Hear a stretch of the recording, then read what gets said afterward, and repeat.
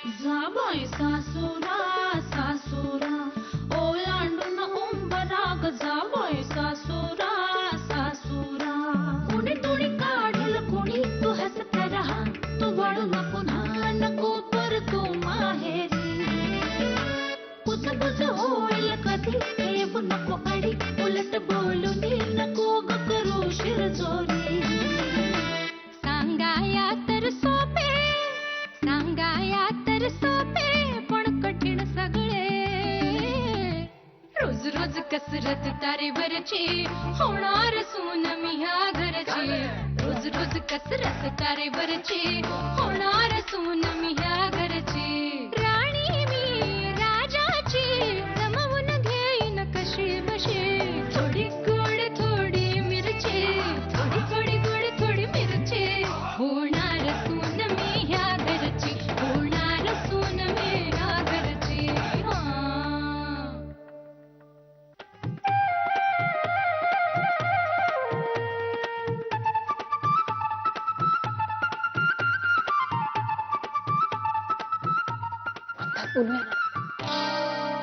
काय चाललंय?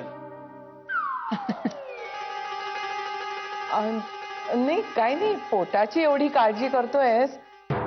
दम देणारी कोणी भेटली वाटतं. ती ती रे बाई सगळं जग चालवू शकते वाली. ते वाक्य म्हणणारी सुद्धा चालेल हो आम्हाला. हो की नाही ग? चालेल चालेल. अगं आजी, मी त्या मुलीला पाहिलेलं सुद्धा नाही अजून. मला ती काळी का गोरी तेही माहित नाहीये. तुम्ही काय सगळ्या माझी थट्टा करताय? नाही तसं काही असेल तरी आमची काही हरकत नाहीये. तुझ्या सुखातच आमचं सुख आहे रे. तू पसंत केलेल्या मुलीला आम्ही नाही म्हणणार नाही. काय ग? नाही आजी, तसं काहीही नाहीये. अरे खरं बोलतोस ना? अगं खरंच सांगतोय. मग आम्ही बघू मुलगी तुझ्यासाठी. हा बघू. आम्ही बघितली तर चालेल. आम्ही बघू का मुलगी? बघू आम्ही बघू ना. हा बघूया मुलगी तुझ्यासाठी. अरे काय चाललंय तुमचं? अरे चाललंय म्हणजे काय? 28चा झालायस तू. 28चा झालायस तू. वेळेत लग्न कर रे बाबा, नाही तर माझ्यासारखं व्हायचं. म्हणजे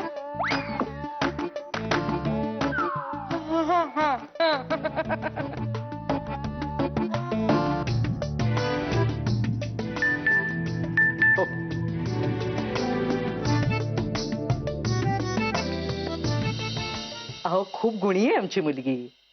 दिसायलाही खूप सुंदर आहे आणि स्वभावाने सालस. बरं बरं ठीक आहे कळवा. हा अच्छा. जान्हवी, तुझ्यासाठी एक चांगलं स्थळ आहे. माझ्या माहेरच्या नात्यातलाच आहे मुलगा. सरकारी नोकरीत आहे. स्वभावाने अतिशय शांत आहे. अगदी गरीब स्वभावाचं आहे. त्यांना जरा घाई आहे. तुला चालेल ना? तुला योग्य वाटला? माझी काहीच हरकत नाही. तुम्ही माझ्यासाठी चांगलं स्थळ शोधणार. अगं चांगलं म्हणजे काय, अगदी नजर लागण्यासारखं आहे. फक्त मुलाचं वय जरासं जास्त आहे. जास्त पण म्हणजे साधारण? अगं तुला सांगते ना, आयुष्यभराची आपल्या अख्ख्या घराची काळजी घ्यायला ते तयार आहे. त्यांना आपल्याकडून काहीही नकोय. तुझ्या बाबांचा औषध पाण्याचा खर्च, त्यांच्या दोन्ही गुडघ्यांची ऑपरेशनही ते त्यांच्याच ओळखीत करून घेतो म्हणाले. आणि पिंट्याच्या नोकरीसाठी देखील प्रयत्न करणार आहे. मी गेली 15 वर्ष ओळखते. देव माणूस आहे अगदी. तुला सांगते, तुला खूप सुखी ठेवतील ते. चालेल मला. कळवू मग त्यांना तसं? हो.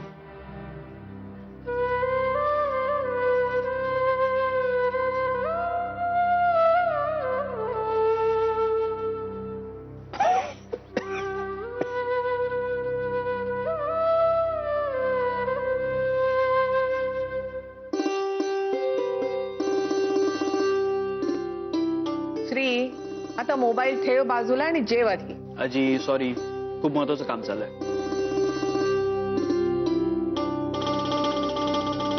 श्री, तुला कशी मुलगी हवी आहे रे? म्हणजे खूप शिकलेली हवी आहे, नोकरी करणारी हवी आहे? आणि दिसायला कशी हवी आहे रे? मॉडर्न हवी आहे का पारंपरिक? बरं श्रीमंत घरची करायची का मध्यम वर्गीय चालणार आहे? ए श्री, आणि मी तुला विचारायलाच विसरले, तुला ना म्हणजे असं स्वयंपाक वगैरे येणारी बायको हवी आहे की तुझ्या कामात खांद्याला खांदा लावून मदत करणारी बायको हवी आहे? सांग बरं. हे देवदेव करणारी बरी बरं का. आणि मुख्य म्हणजे तिने सावलीसारखं तुझ्या बरोबर राहायला हवं. म्हणजे नंतर पश्चाताप नको.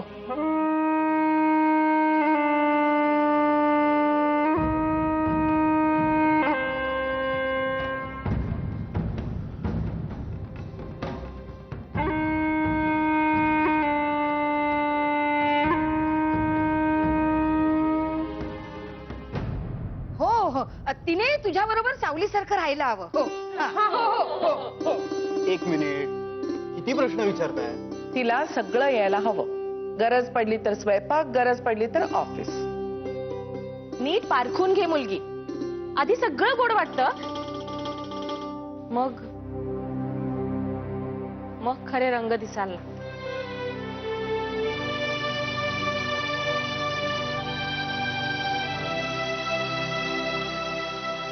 हो ना, नंतर सगळा रंग कळतो.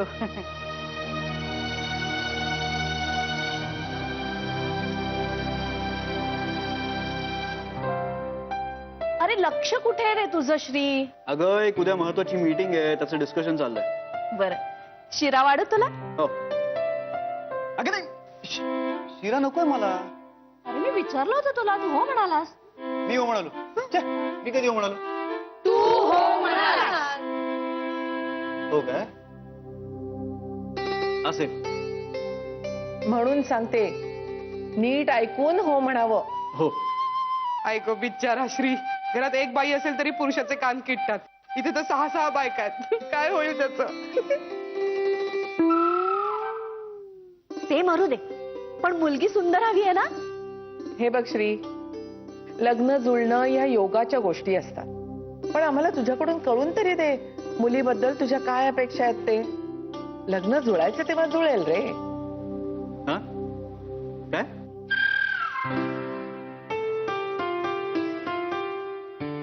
अरे तुला मुलगी कशी हवी आहे?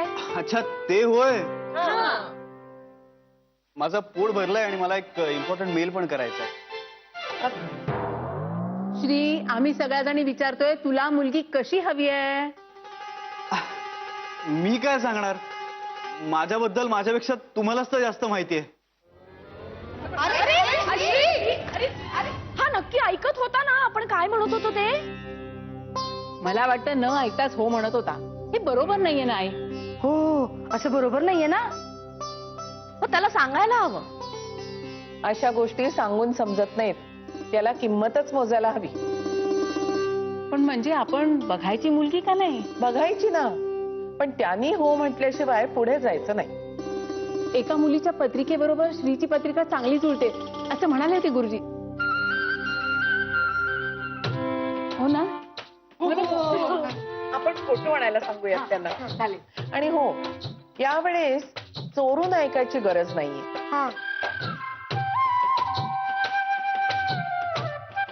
आपण सगळ्या जणी बोलू त्यांच्याशी, ठीक आहे? एकदा बायको आली ना की कशाला हो म्हणायचं कशाला नाही आपोआप कळेल त्याला. मी आताच गुरुजींना फोन करते. हो, आणि उद्या येताना त्यांना फोटो पण आणायला सांग. चालेल सांगते. आजच परत एकदा बोलून घेते त्याच्याशी.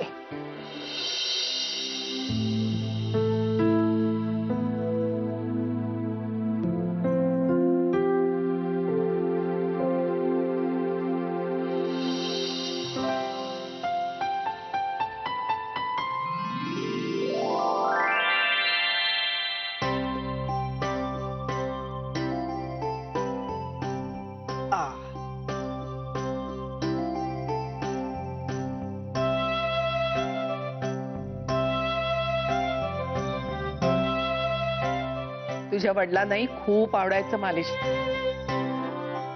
रोज हट्ट करायचा, डोक्याला तेल लाव म्हणून.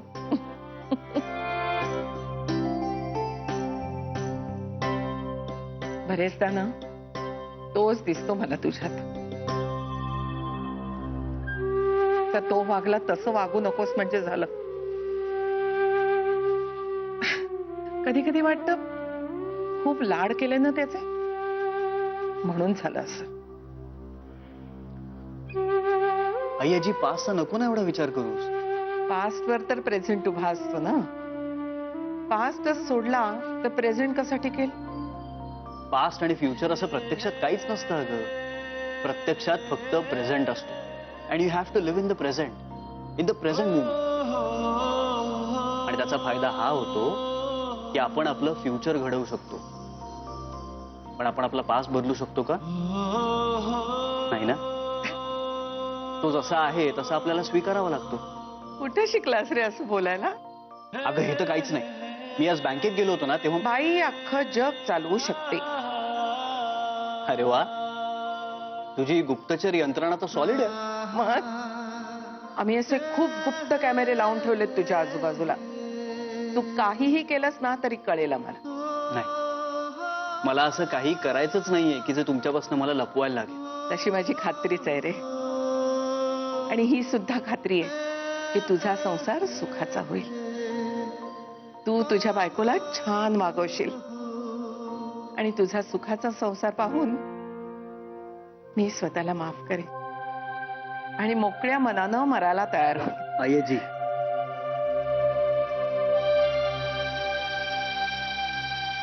असं नाही बोलायचं. मन खात राहत रे.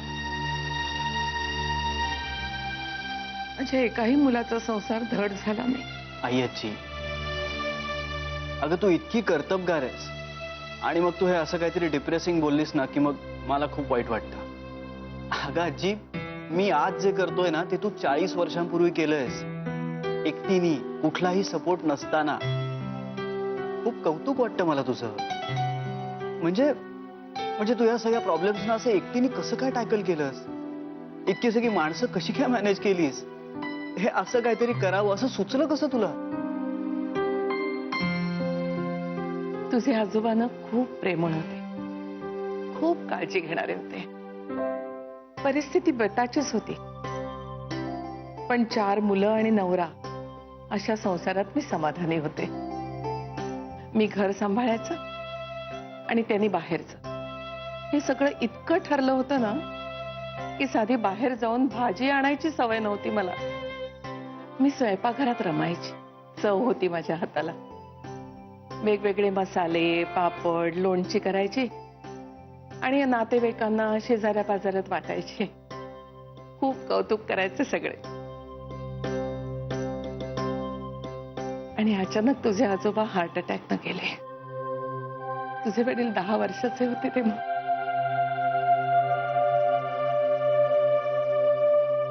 चार मुलांना पोटाशी घेऊन रडले.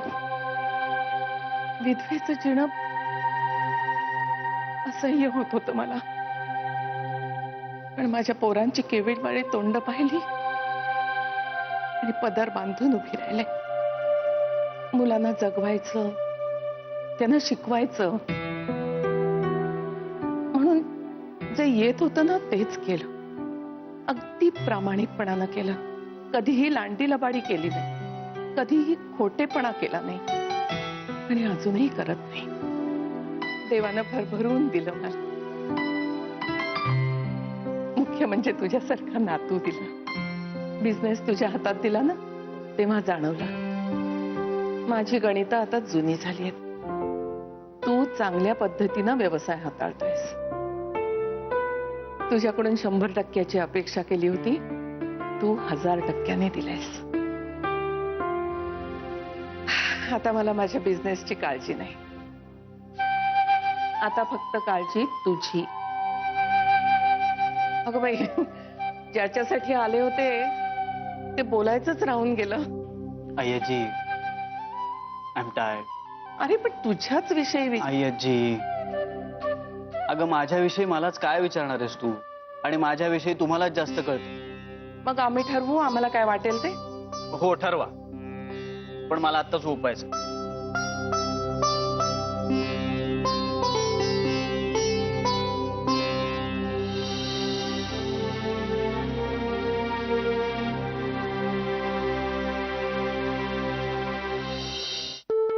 पिंट्या चल रे, उठ आता, खूप उशीर झाला, आवर पटापट. जान्हवी, उद्यासाठी मूग भिजत घातलेस का ग? रात्री उशिरा घातले ना का चांगले मोड येत नाहीत त्याला. हो आई, टाकलेत. हा जानू, आज उशीर झालाय का तुला? हो बाबा, जरा झालाय हो. अगं जान्हवी, जरा चहा देतेस का ग? त्या गुडघ्याने आणि कमरेनं ना नुसती हैराण झाले मी. हा देते.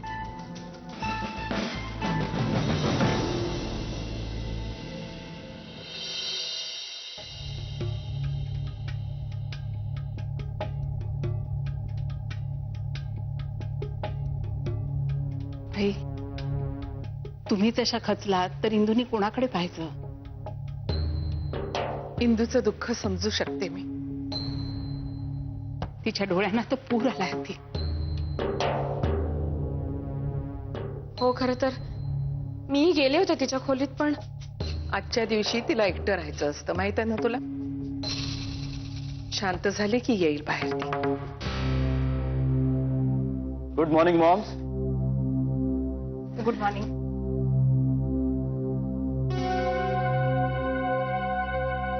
हे काय, मोठी आहे कुठे? आज अमृतचा वाढदिवस आहे ना.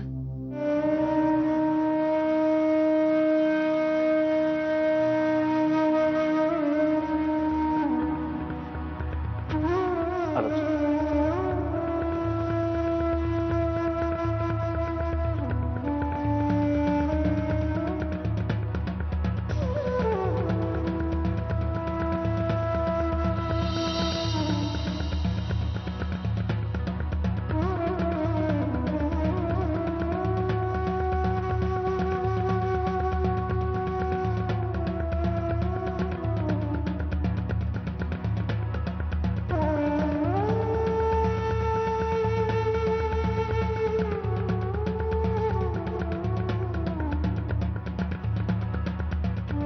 वीस वर्ष झाली बघता बघता.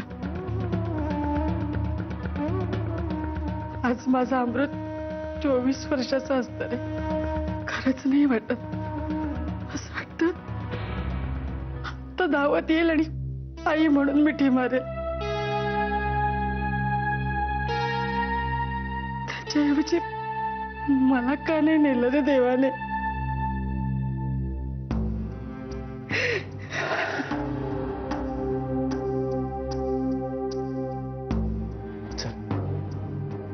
मोठी आहे, बस तिकडे.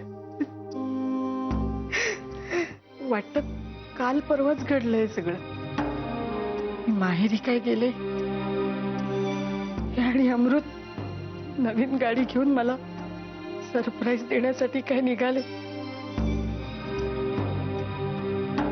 आणि डिव्हायडर ओलांडून त्यांच्या गाडीवर आलेला तो ट्रक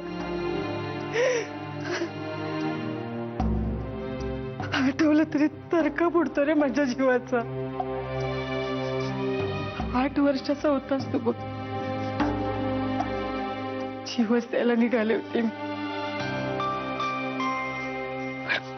पायाला घट्ट मिठी मारून तू मला म्हणालास, मोठी आई मला सोडून जाऊ नकोस ग.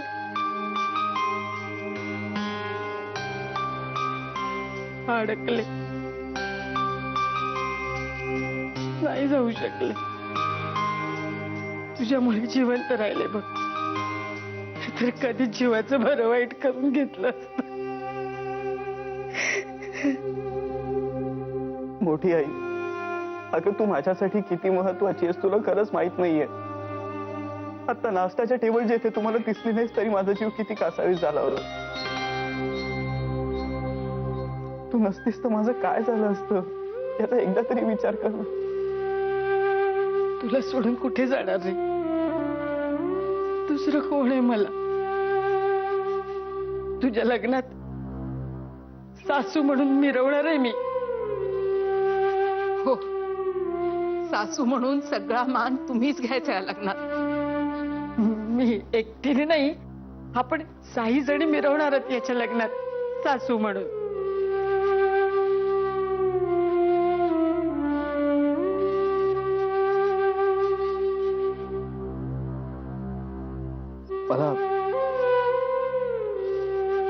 मला महत्वाचं काम आहे, मी निघतो.